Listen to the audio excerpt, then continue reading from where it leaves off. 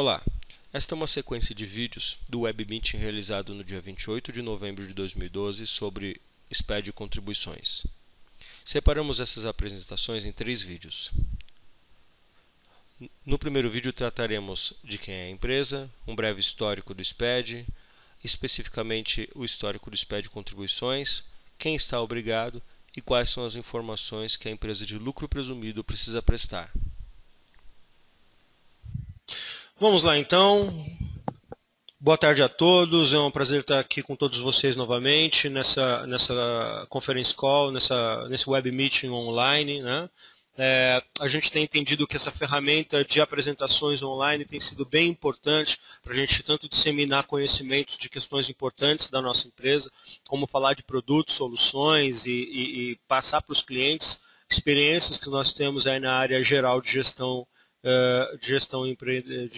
empresarial, ok? Então, boa tarde, vamos lá. O assunto de hoje, SPED contribuições, né? SPED contribuições especificamente para empresas de lucro presumido.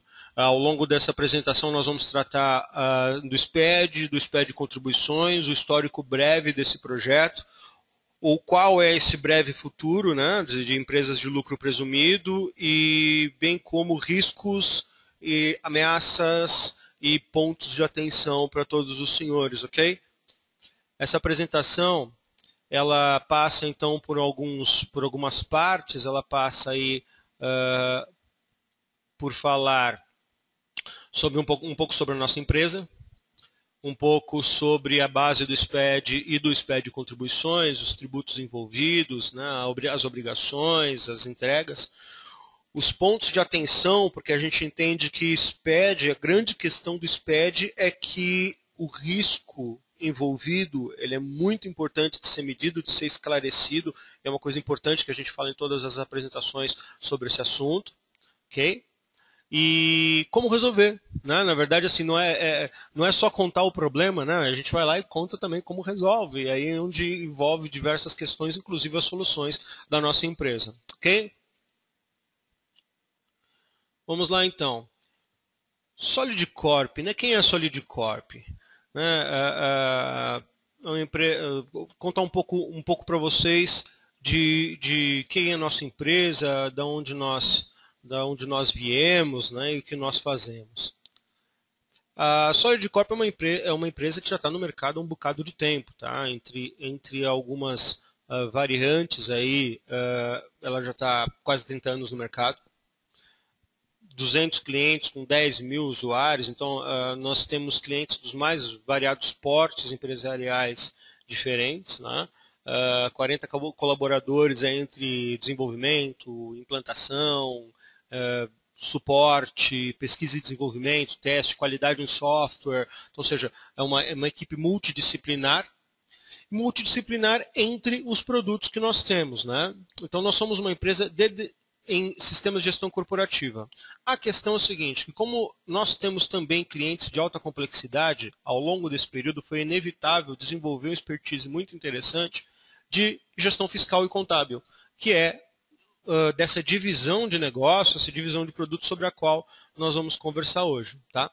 Então hoje nós temos as soluções de gestão empresarial. Está ali o Project, né? O Project é uma ferramenta muito capaz, desenvolvida pela casa. Grande parte dos nossos clientes é atendida por essa ferramenta e cobre aí todas as necessidades de gestão, né? Da indústrias, distribuidores, empresas de serviço, mesmo associações, né? Nós temos aí clientes em todas essas áreas que se utilizam do Project para a sua gestão empresarial. Possuímos também o Microsoft Dynamics AX, que é a ferramenta de gestão empresarial da Microsoft, um sistema muito bacana, muito amplo para empresas de médio para grande porte. Microsoft Dynamics CRM, que é a plataforma de gestão de relacionamento da Microsoft, mas mais que isso, é a plataforma de automação de força de vendas da Microsoft, né?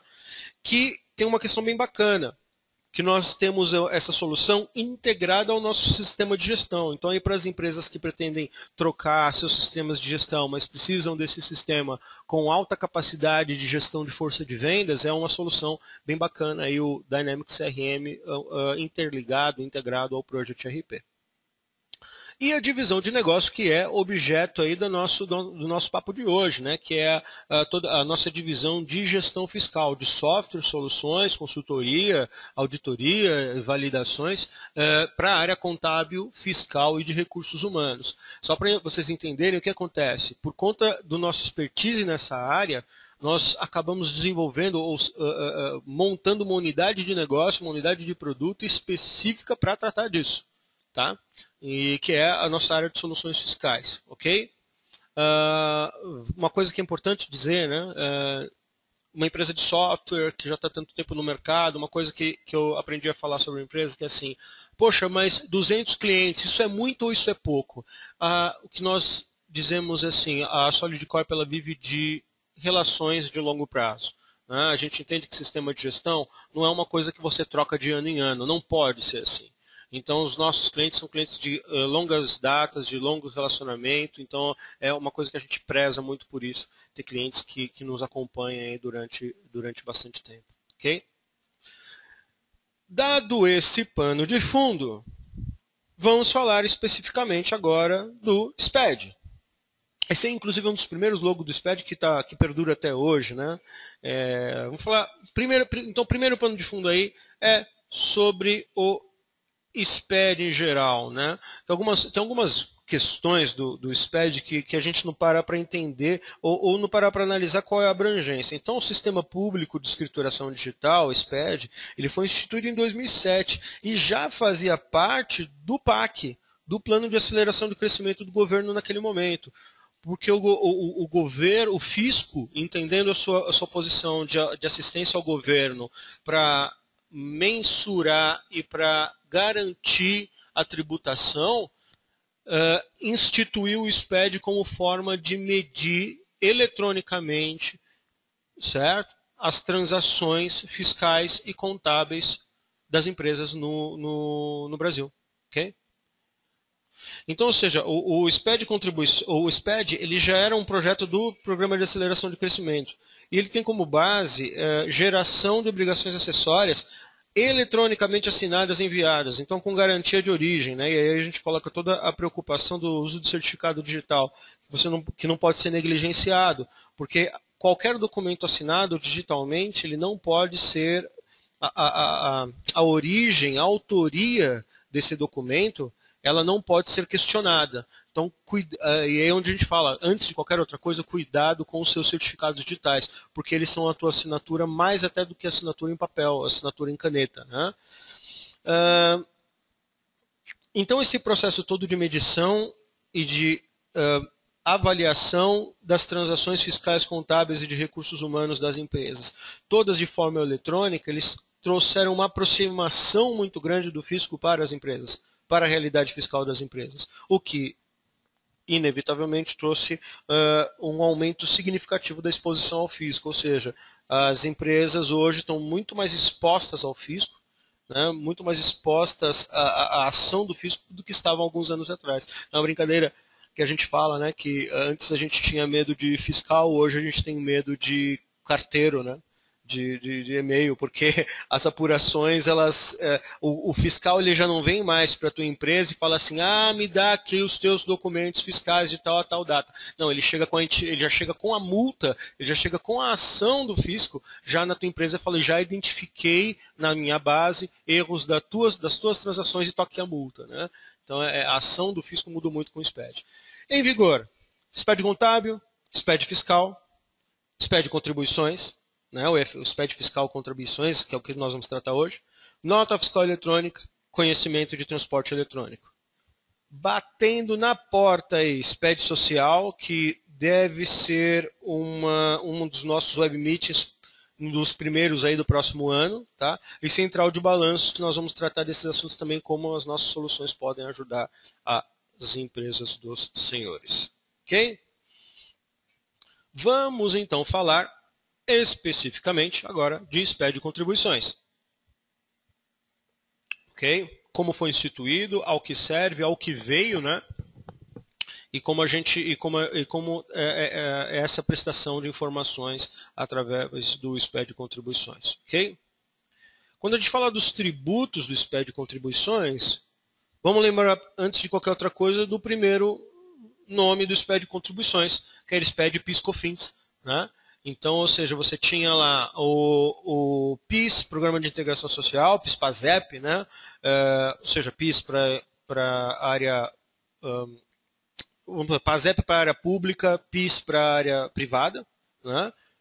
COFINS, que é contribuição para financiamento de seguridade social, e aí se chamava SPED PIS/COFINS, né?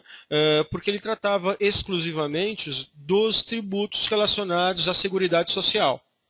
Numa revisão posterior, passou-se a chamar de SPED contribuições por conta da entrada do INSS, a contribuição previdenciária, para alguns mercados, que nós vamos falar já já quais foram eles, né, e como é que foi a entrada desses mercados no SPED contribuições.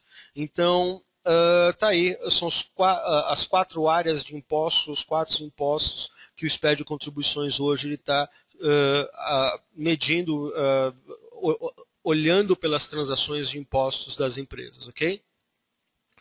Olhando no tempo isso, né, nós temos o seguinte, quando chamava SPED PIS/COFINS, as tributações, as apurações eram de contribuição social.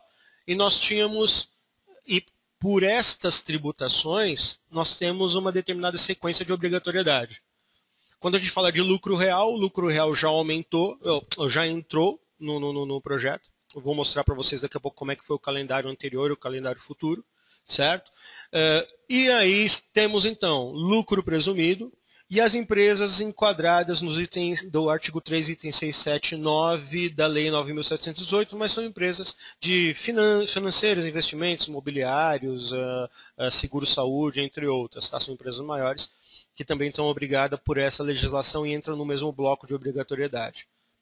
Do outro lado, né, a parte de contribuições, a parte de INSS, que as empresas que foram obrigadas, né, são as empresas que entraram no processo de desoneração de folha de pagamento, baseado na Lei 12.546, que trata disso. Então, ela tratava de reintegra, que era a desoneração da importação, então, ou seja, na exportação. Então, ou seja, a Lei 12.546, ela trata de desoneração de folha de pagamento, desoneração de tributos de vários setores. E quando a gente olha especificamente por esses trechos aí, eleitos aí dessa lei, é que estão as empresas que entraram à prestação das informações no SPED Contribuições e que transformaram o nome do SPED em SPED Contribuições, ok? Quando nós olhamos pelo calendário, temos a seguinte questão. O lucro real já entrou em janeiro de 2012, foi o primeiro mercado a entrar. O pessoal daquela lei 12.546, que era TI, telecomunicações, call center especificamente entraram em março. Outras empresas que eram outras empresas de TI, outras empresas de telecomunicações, outras empresas que tinham outras atividades, inclusive call center, mas alguns fabricantes de uma lista específica de NCMs entraram em abril de 2012. Tá? Então, essa turma, todos que estão nesses 3 blocos já deveriam estar apresentando, entregando o SPED de contribuições. Ok? E aí, o pessoal de lucro presumido, que entra a partir de 1º de janeiro. Veja, transações fiscais a partir de 1º de janeiro, ok? Então, as transações fiscais a partir de 1º de janeiro tem que contemplar a apuração de impostos segundo o SPED de contribuições para empresas de lucro presumido. Também para as empresas da Lei 9.718, que são aquelas empresas que eu falei de financeira, saúde, imobiliários, entre outros, ok?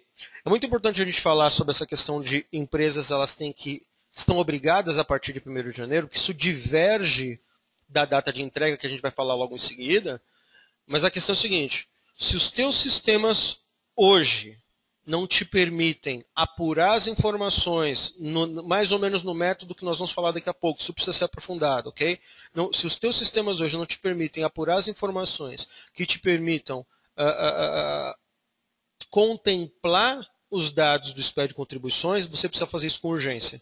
Às vezes a gente vê as empresas muito mais preocupadas em ter o sistema que gera o arquivo lá na frente e se despreocupam em ter o sistema de background, o sistema antes que vai gerar todas essas informações. Okay? Então é uma preocupação nossa e vivência em projeto, que às vezes nós temos empresa que ela contrata o nosso serviço e aí, lógico, é parte da nossa função falar isso para a empresa, é analisar o sistema de gestão corporativa dela e dizer o quanto esse sistema está ou não preparado para prestar as informações do SPED de contribuições. Ok?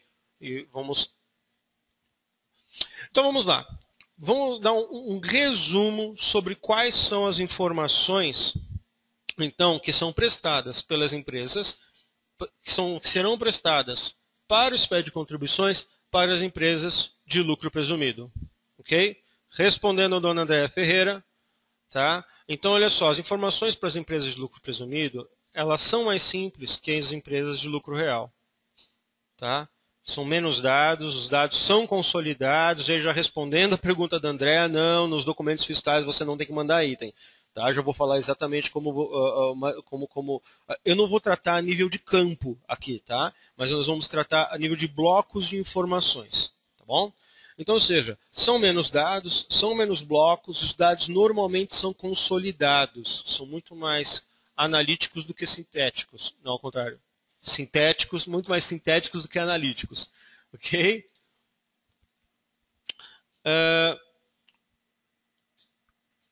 Quando a gente olha para os blocos de informações, nós temos as seguintes questões. Bloco F é o grande bloco de prestação de informações para as empresas de lucro presumido. Tá?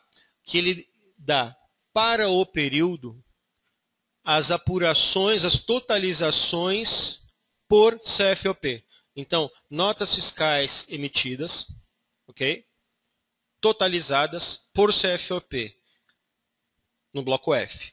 Além dessas informações, você tem informações de referências de dados, referências do emitente, algumas descrições que muitas vezes são muito mais fixas do que variáveis em função das transações de sistema. As principais, ok? Que como SPED você tem todas as informações de identificação do contribuinte, identificação de quem está prestando a informação, os tipos dessa prestação de informação. Então o bloco F, além de tratar desses dados mais fixos, ele trata também dos dados consolidados, tá? Os dados consolidados por CFOP. Aonde eu detalho esses dados? No registro 1900. Então, todas as apurações que você informar no bloco F, você traz para o registro 1900 o detalhamento das notas fiscais por CST. Então, ou seja, as transações que você se utilizou para fazer a apuração no bloco F, você detalha elas no registro 1900. Não tem dado de item, é só dado por CST. Então, você soma por CST na tua nota. Se a tua nota tem mais de um CST, certo? Você soma os impostos daquela nota por CST e aplica e informa no registro 1900. Acho que agora, André, é legal, consegui responder bacana a tua pergunta. Além desses dois blocos, nós temos a seguinte questão dentro do SPED de contribuições, que a gente precisa diferenciar, a gente precisa entender, que é a diferença entre empresas com regime de caixa. Por quê? Porque a empresa de apuração por regime de caixa, ela preenche alguns blocos alguns registros dentro do bloco F específicos, por conta da sua peculiaridade de transação de impostos, certo? Só para lembrar aí, acho que deve ser de conhecimento geral de todos aí, mas vamos lá. Empresas de regime de caixa são empresas que a sua tributação ela é transacionada no recebimento do título. Ok? Vou dar um exemplo. Nós temos clientes de locação, clientes que fazem muita venda a prazo. Então, ou seja, como ele transaciona o imposto fiscalmente somente no momento do recebimento do título ou da parcela do título, né, ele deixa de adiantar impostos. Diferente das empresas de regime por competência, regime de competência. Que essas, então, têm os blocos têm os registros específicos dentro do bloco F, onde elas vão apurar as informações do seu SPED de contribuições. Certo? E aí, olhando pela métrica, não então de transação de impostos por recebimento de título, mas no caso de regime de competência, da transação de impostos pelo faturamento, pela geração do documento fiscal. Ok? E aí, então, regime de competência, eu até há um tempo atrás eu achava que a grande maioria das empresas era um regime de competência, e não é bem assim. Né? Apesar do regime de caixa ser muito mais difícil de você ser apurado, muitas empresas usam o regime de caixa ao invés do regime de competência, que então apura os impostos, no momento do faturamento da nota. Tá vendo, André? Não, né? Ela é diferenciado. Você tem essa diferença. Então dá uma olhada isso aí nas apurações da tua empresa, ok? Legal. Também é importante identificar uma outra questão, que é o seguinte: empresas enquadradas na Lei 12.546, porque nós vemos também que algumas empresas que estão enquadradas naquela porção de TI, telecomunicações, call center e algumas outras empresas, elas ainda não estão entregando as informações do SPED de contribuições. E algumas que não se confundiram, mas eu não sou lucro real, então eu não faço. Não. Empresa que está obrigada nessa lei tem que, então, não de PIS e COFINS, como nos blocos que a gente falou anteriormente, mas tratar das informações do bloco P, que é o bloco que trata da apuração de contribuição previdenciária sobre receita bruta. Ok? Então, empresas que estejam obrigadas na 12.546 e que, porventura, estejam aguardando janeiro porque são empresas de lucro presumido, está errado. Essas empresas já deveriam ter entrado ou no mês de março ou no mês de abril de 2012. Ok? Legal. E uma outra informação que tira o sono de muita gente, que é relacionada a inventário. E aí está a grande questão pelo seguinte, porque eu vejo muitas empresas falando assim, não, eu vou deixar o SPED de contribuições para ser feito exclusivamente pela minha empresa, pelo meu contratado de contabilidade. O teu contratado de contabilidade ele vai conseguir prestar as informações até um determinado ponto. Ok? Dependendo de quais são as informações de transação que você passa para a tua empresa de contabilidade, ele não vai conseguir fazer a apuração de inventário. E se ele não consegue fazer a apuração de inventário, ele não vai conseguir fazer o SPED de contribuições nos meses onde for obrigado a prestar informações de inventário. Que aí tem-se a seguinte questão: ou no mês de entrada, ou se elegeu também o mês de fevereiro para prestar as informações de inventário do período anterior, certo? Do ano calendário anterior. Certo? Então, por alguma questão, por exemplo, eu entrei no SPED de contribuições em agosto. Legal, então no mês de agosto você vai entregar o bloco de inventário também. Certo? Agora não, peraí, 2014, fevereiro de 2014 eu entrego o bloco de inventário de todas as informações do ano de 2013. Ok? Então isso é bom dar uma olhada nisso. Tá? Ou seja, essas são algumas informações com relação a blocos especiais, mas vale olhar o enquadramento de cada empresa para saber a obrigatoriedade de outros blocos. Tá? Esses são os principais blocos que a gente diz, e só por eles já dá uma dor de cabeça danada. Tá? As empresas prestarem informações, porque são informações, apesar de consolidadas, são informações bem importantes. Ok?